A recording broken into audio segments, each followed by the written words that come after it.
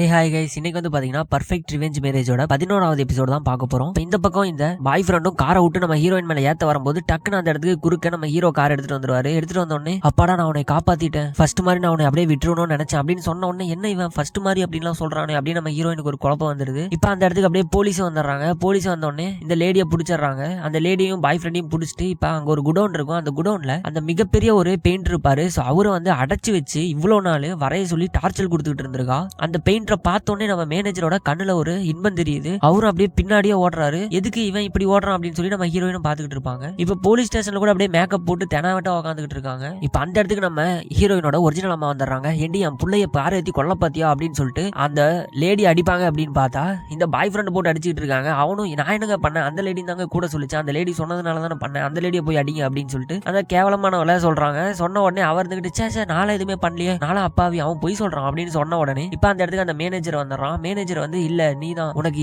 அகைன்ஸ்டா என்கிட்ட 1008 ப்ரூஃப் இருக்கு, அது மட்டும் இல்லாம இவ்வளவு நாள் அடைச்சு வச்சு ஒருத்தர் கிட்ட வரை சொல்லிட்டு இருந்தால அவர் யார் தெரியுமா, என்னோட அப்பா அப்படின்னு சொன்னோன்னே அவளுக்கு அப்படியே ஹார்ட் அட்டாக்கே வர மாதிரி ஆயிடுச்சு. இப்ப அதை பார்த்து நம்ம ஹீரோயினுக்கு ஹோ இதனாலதான் அவன் அன்னைக்கு அப்படி ஓடினானா அப்படின்னு பாத்துக்கிட்டு இருக்காங்க. இப்ப அவ்வளவுதான், அந்த லேடியை உள்ள பிடிச்சி தூக்கி போட்டாங்க. இப்போ எப்படி பார்த்தாலும் அந்த லேடி வெளியே வர முடியாது. இப்போ ஹீரோயினோட அம்மாவும் வந்து ஹீரோயின் வந்து அவர்கிட்ட பேசவே மாட்டாளே அப்படின்னு சொல்லிட்டு சரி அவன் பொண்ணை பாத்துக்குவாங்க அப்படின்னு சொல்லி மாப்பிள்ளை கிட்ட சொல்லும் போது கவலைப்படாதீங்க நான் ரொம்ப டயர்டா இருக்கும், நாங்க கண்டிப்பா உங்க பொண்ணை பாத்துக்கிறோம் அப்படின்னு சொல்லிட்டு அங்க இருந்து போகும்போது பரவாயில்ல நம்ம பொண்ணுக்கு நல்ல மாப்பிள்ளை கிடைச்சிருக்கோம் அப்படின்னு சொல்லி இவங்க அப்படியே சந்தோஷப்படுறாங்க. இப்ப வீட்டுல பாத்தீங்கன்னா அவ்வளவுதான், எல்லா பிரச்சனையும் முடிஞ்சு. இதுக்கு மேலாவது நம்ம லைஃப் வாழலாமா அப்படின்னு சொல்லி இந்த ஹீரோ கேட்டுக்கிட்டு இருக்கும்போது இப்ப கையில டைமர் ஓடிட்டு இருக்கும். அதை நம்ம ஹீரோயின் பாத்தறா, எப்படி உன் கையில டைமர் ஓடுது அப்படின்னு சொல்லி கேட்கும்போது நம்ம ஹீரோக்கு என்ன பேசுறதுன்னு தெரியாது. அப்பதான் சரி இதுக்கு மேல ஒளிச்சு வைக்க முடியாதுன்னு சொல்லி எல்லா உண்மையும் சொல்றாங்க.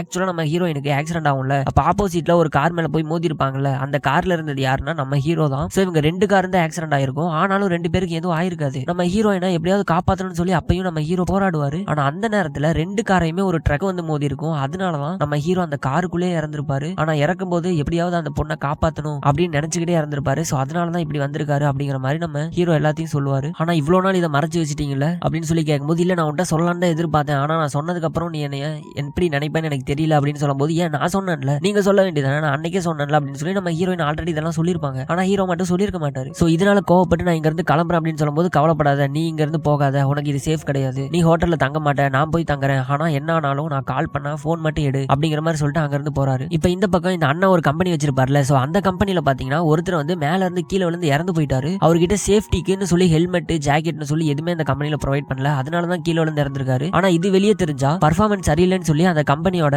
சிஇஓவா இருக்க நம்ம அண்ணனை தூக்கிடுவா அந்த கிளவி அப்படின்னு சொல்லிட்டு அவரு குடிச்சிட்டு கீழே விழுந்துட்டாரு அப்படின்னு சொல்லிருங்க அப்படின்னு சொன்ன உடனே சார் அவர் குடிக்கிற பழக்கமே இல்ல சார், எப்படி சார் இது நம்ம மேலதான் சார் தப்புன்னு அங்க இருக்கிற ரெசப்ஷனிஸ்டும் சொல்லிட்டு இருப்பா. ஆனா சொல்லும் போது இங்க பாரு நான் தானே சிஇஓ, நான் என்ன சொல்றேனோ அதை மட்டும் கேளு அப்படிங்கிற மாதிரி அவங்க அண்ணனும் சொல்லிடுறாரு. இதை வந்து ஃபேமிலியில சொல்லும் போது என்னது குடிச்சிட்டு வேலைக்கு வந்தானா, நம்பவே முடியலையே அப்படின்னு நம்ம ஹீரோ கேட்பாரு. ஆமா அப்படின்னு சொன்ன உடனே ஒரு சந்தேகம் வந்துருது. டக்குன்னு இந்த ஹீரோவோட தங்கச்சி ஹஸ்பண்ட் இருக்காங்களா, அந்த ஹஸ்பண்ட சொல்லி போய் அந்த ஃபேமிலியை போய் பார்த்துட்டு வா அப்படின்னு சொல்றாரு. இப்பயும் அந்த இறந்து போயிருப்பார்ல அந்த ஃபேமிலி வந்து பார்த்தா அந்த பொண்ணு இன்னும் 1 வீக்ல குழந்தைய வெளியெடுக்க போறா. சோ நிறமாத கர்ப்பிணியா இருக்கா. அதை பார்த்த உடனே ஆனா உள்ளேயே போக முடியாத அளவுக்கு 1008 செக்யூரிட்டி போட்டி வச்சிருக்கான் இந்த அண்ணங்காரன், ஏன்னா விஷயம் வெளியே கசஞ்சிடக்கூடாது அப்படின்னு சொல்லிட்டு. ஆனா அந்த இடத்துக்கு நம்ம ஹீரோவோட தங்கச்சி இருக்காங்களா, அவங்க அப்படியே நைஸா உள்ள போயிட்டு அவங்கள வேற மாதிரி மாறு வேஷத்துல வெளியே கூட்டு வந்துடுறாங்க. கூட்டு வந்து கேட்டோன்னே சார் என்னோட ஹஸ்பண்டுக்கு குடிக்கிற பழக்கமே இல்ல, ஆனா போய் சொல்லிட்டாங்க, அவங்க எந்த ஒரு சேஃப்டி ப்ராடக்ட்டும் ப்ரொவைட் பண்ணவே இல்லை, ஆனா இது வெளியே சொன்னா என்னையும் கொன்றுவேன் அப்படின்னு சொல்லி மிரட்டினாங்க அப்படின்னு எல்லா உண்மையும் சொல்லிடுறாங்க. இப்போ இந்த பக்கம் இந்த அண்ணங்காரன் வந்து அந்த தங்கச்சிக்காரையை கூட்டு வந்து அவ கன்சீவா இருக்கா அப்படின்னு சொன்ன உடனே ஏன்டா இது நிஜமாலுமே உன்னோட குழந்தை அப்படின்னு சொல்லி பாட்டி கேக்குறாங்க. என்ன பாட்டி இப்படி கேக்குறீங்க, நிஜமாலுமே என்னோட குழந்தை தான் அப்படிங்கிற மாதிரி இந்த அண்ணங்காரன் சொல்லிட்டு இருப்பான். இப்ப அந்த தங்கச்சிக்காரையும் உங்களுக்கு ஒரு குழந்தைய பெத்து கொடுத்து உங்களை கொள்ளுப்பாட்டி ஆக்குறது நான் மட்டும் தானே அப்படிங்கிற மாதிரிலாம் ஏதோ நம்ம ஹீரோயினுக்கு குழந்தைய பிறக்காத மாதிரி பேசிட்டு இருப்பான். இப்ப எல்லா உண்மையும் போலீஸ் கிட்ட சொல்லி நம்ம ஹீரோவே அவங்க அண்ணனை புடிச்சு கொடுத்துறான். அவங்க அண்ணனையும் புடிச்சிட்டு போயிடுறாங்க. இப்ப அவ்வளவுதான், இந்த பொண்ணுக்கு எல்லாமே முடிஞ்சு. அம்மாவை தான் போலீஸ் புடிச்சிட்டு போயிட்டாங்க அப்படின்னு நினைச்சா இவனை நம்பி வந்தா இவனையும் போலீஸ் புடிச்சிட்டு போயிட்டாங்களே அப்படின்னு சொல்லிட்டு செம்ம கடுப்பாகிறா. இப்ப இந்த பக்கம் நம்ம ஹீரோயினுக்காக ஒரு சர்ப்ரைஸ் வச்சிருக்கேன் அப்படின்னு சொல்லிட்டு ஒரு ரூம்ல போய் பார்க்க சொல்லுவான். போய் பார்த்தா அந்த இடத்துல நம்ம ஹீரோயின் ஃபர்ஸ்ட் வரைஞ்ச ஒரு பெயிண்டிங் இருக்கும். அவங்களுக்கு இது ரொம்ப பிடிச்ச பெயிண்டிங். அவங்க அம்மா பாத்தீங்கன்னா ஏதோ ஒரு ஃபாரின்ல இருக்கிறவருக்கு வித்திருப்பாங்க. இதை ரொம்ப நாளா கேட்டும்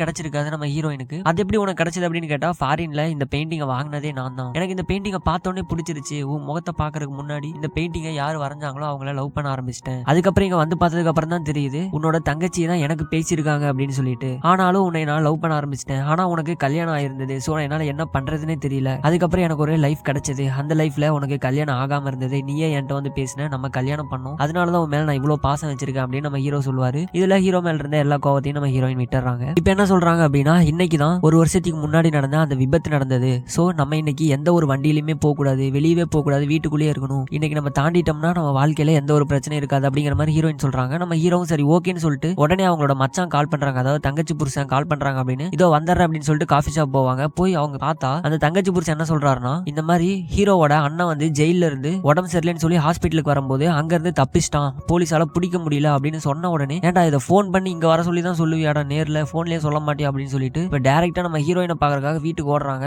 ஓடி போய் பார்க்கும்போது தான் தெரியுது அந்த இடத்துல நம்ம ஹீரோயின் இல்ல, ஆல்ரெடி அண்ணன் வந்து ஹீரோயினை அங்க இருந்து கடத்திட்டு போயிட்டான். இதை பார்த்த உடனே நம்ம ஹீரோக்கு உயிரே இல்ல. சோ இந்த இடத்துலயே இந்த 11வது எபிசோட முடிக்கிறாங்க. அடுத்த எபிசோடு தாங்க ஃபைனல் எபிசோடு. சோ அடுத்து என்ன நடக்குது அப்படின்னு சொல்லிட்டு அடுத்த எபிசோட்ல பார்க்கலாம். So thank you, by.